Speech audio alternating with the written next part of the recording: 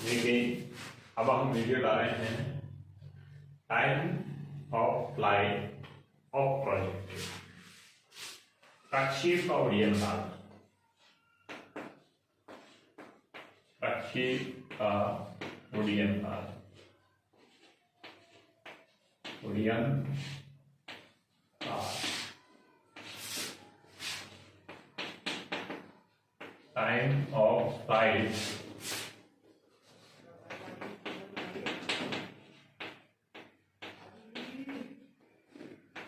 of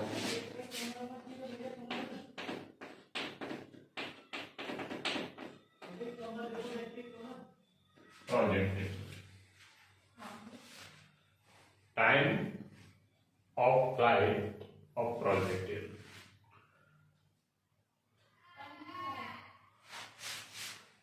प्रक्षेप का उड़ान काल, किसी पिंड जो ऊर्ध्वाधर गति कर रहा है, जो प्रक्षेप गति कर रहा है, उसका उड़ान काल ज्ञात करते हैं कि वो पिंड ऊपर की ओर फेंक रहे हैं तो ऊपर जाकर वापस धरातल पर आ रहा है तो कुल समय कितना ले रहा है। कोई पिंड जो ऊर्ध्वाधर ऊपर की ओर फेंक रहे हैं तो पिंड ऊपर जाकर वापस धरातल पर आ रहा है, तब लिया गया कुल समय उड़ान काल कहलाता है। उड़ान काल को हम कैपिटल टी से व्यक्त करते हैं। तो हमारे पास क्या है, देखिए, उड़ान काल ज्ञात करने के लिए हम गति के प्रथम समीकरण, देखिए, जब कोई पिंड ऊर्ध्वाधर ऊपर की ओर फेंकते हैं तो अधिकतम ऊंचाई पर जाकर उसका वेग क्या हो जाता है, अंतिम वेग क्या हो जाएगा, शून्य हो जाएगा।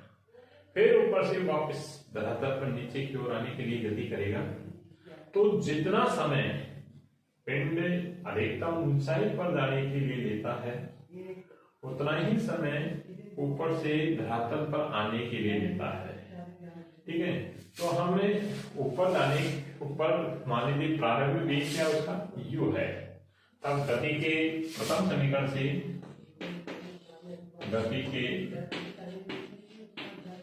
प्रथम समीकरण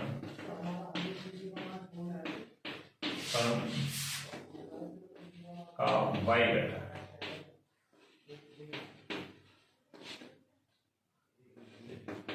y घटक से हमारे पास करेगा vy बराबर से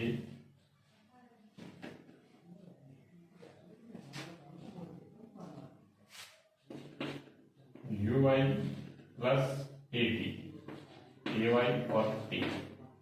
ये गति का प्रथम समीकरण है, v बराबर u प्लस at। ये गति का क्या है, प्रथम समीकरण है।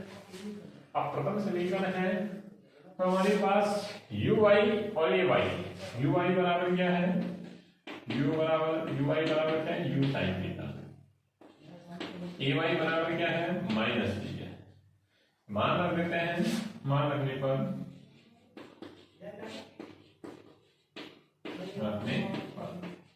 मान रखते हैं तो हमारे पास vy बराबर से uy का मान क्या है, u साइन थीटा, ठीक है, प्लस ay का मान है माइनस g और क्या है t।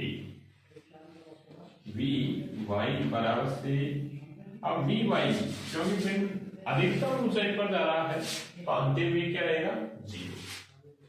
उस कंडीशन में चूंकि vy बराबर से क्या है, 0, अब हमारे पास करेगा उस कंडीशन में 0 बराबर से u sine theta minus g और t, या gt बराबर से u साइन थीटा, या हम लिख सकते हैं कि t बराबर से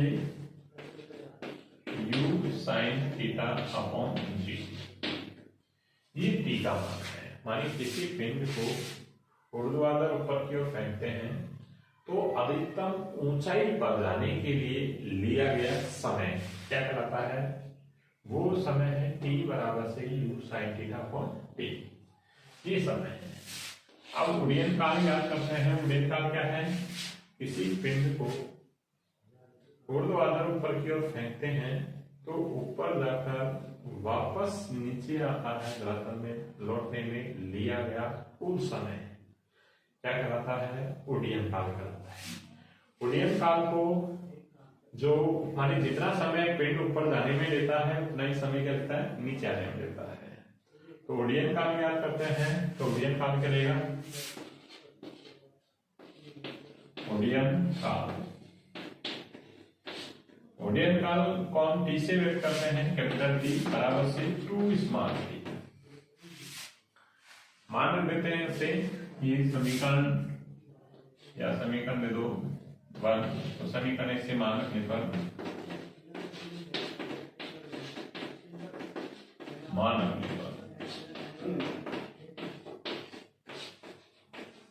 रखते हैं तो हमारे पास t बराबर से 2 और t की जगह रह गया u sin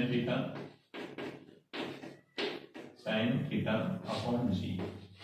तो ये क्या है? उड्डयन काल को व्यक्त करता है।